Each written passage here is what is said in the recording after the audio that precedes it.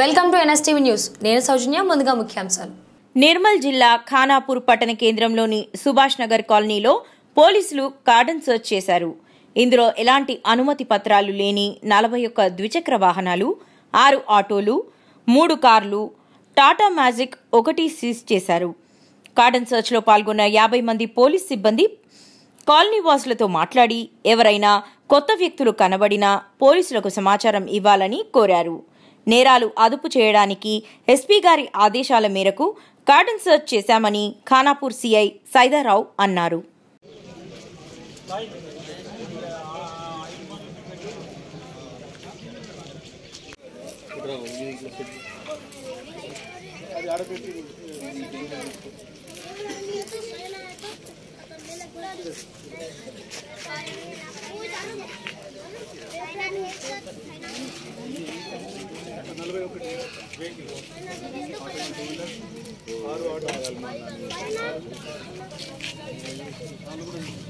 ఇంతకుముందు ఆడినిచ్చింది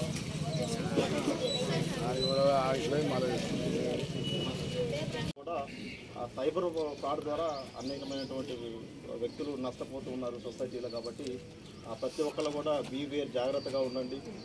ఇంకోటి ఏంటంటే ముఖ్యంగా ఇక్కడ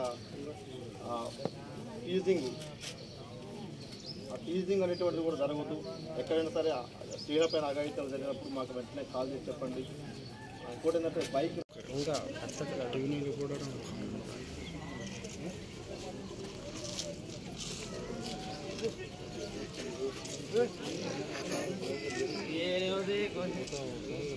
ఖానాపూర్లోని సుభాష్ నగర్లో గౌరవనీయులైనటువంటి మా నిర్మల్ ఎస్పీ గారి ఆదేశాల మేరకు కమ్యూనిటీ కాంటాక్ట్ ప్రోగ్రామ్ చేయడం జరిగింది.